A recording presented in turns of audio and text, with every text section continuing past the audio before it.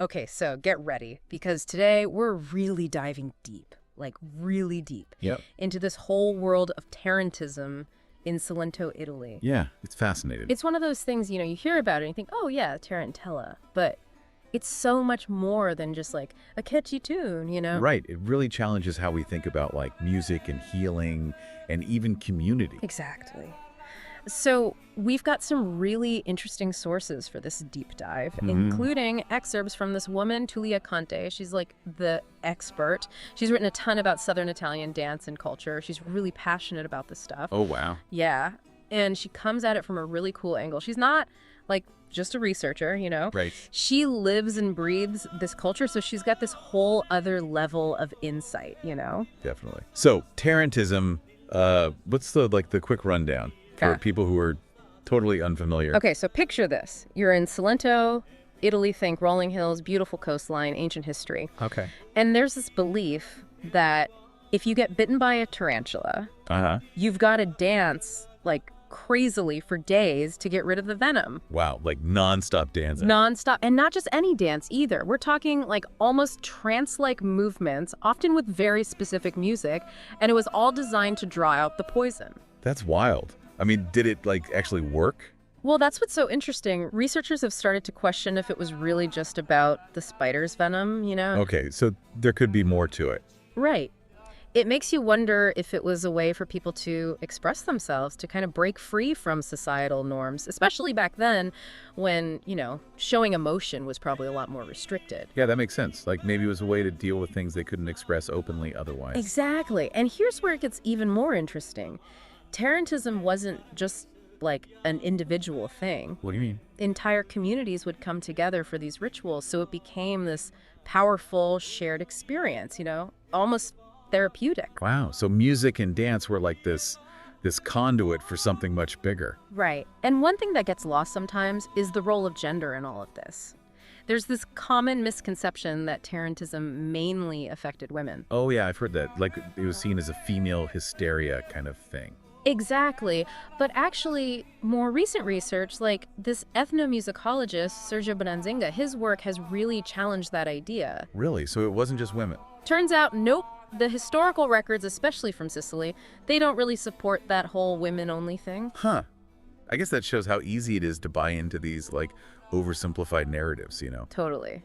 And speaking of challenging assumptions, we've got to talk about Annabella Rossi. Who's that? Okay, so she was this incredible anthropologist back in the 1970s, really dove headfirst into studying marginalized communities in southern Italy. Wow. And her work documenting firsthand accounts of tarantism in Salento, it's amazing. So she went straight to the source, like talk to the people who actually experienced it. Exactly, and that's what makes her work so valuable. She didn't just observe from a distance. That's awesome. She knew that to really understand tarantism, she had to listen to the people who lived it, like really hear their stories. Yeah, that makes sense. Yeah. So how does Tullia Conte fit into all of this? I know you mentioned her earlier. Right, so Conte's book, L'altra Taranta, it features Rossi's work really prominently. Oh, cool. It's like you get this front row seat to history. I can imagine. It's Yeah. like stepping back in time and hearing those stories directly from the source.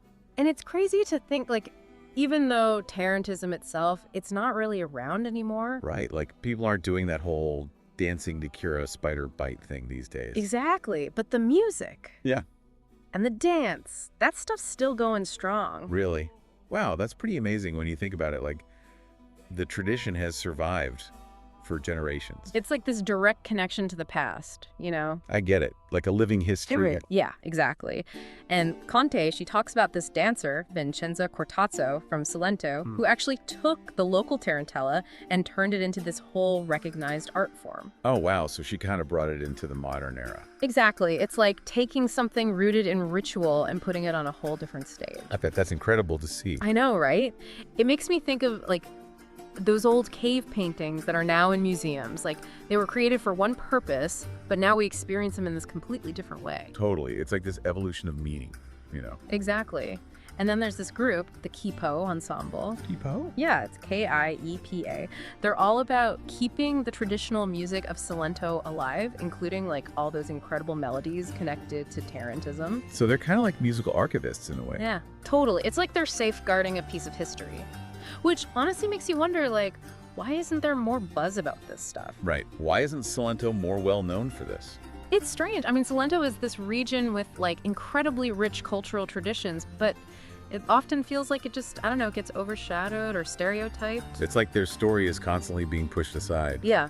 Which unfortunately happens a lot. I know. It's like people would rather just stick with those easy stereotypes instead of actually taking the time to, understand the real deal, the complexity of it all.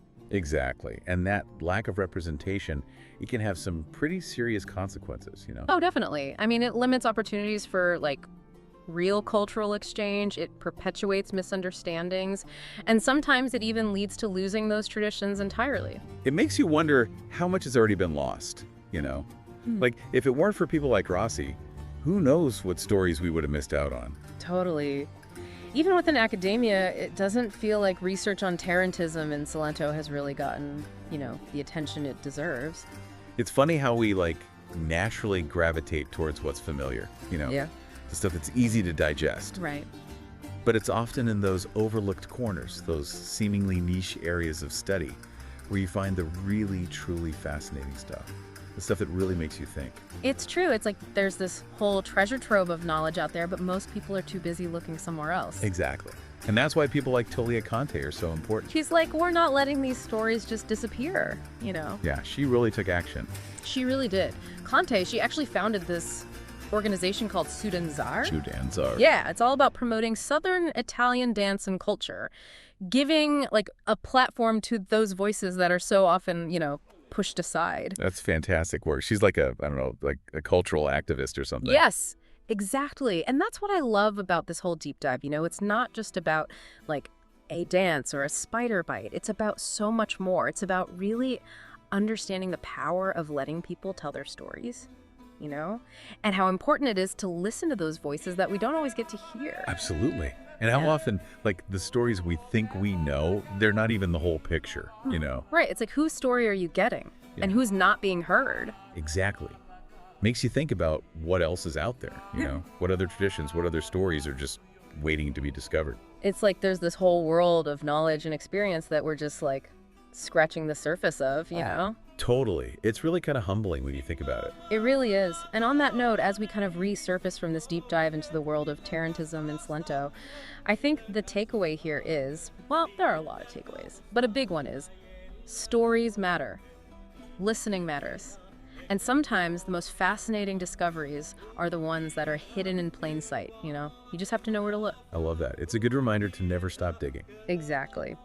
And on that note, thanks for joining us on another deep dive.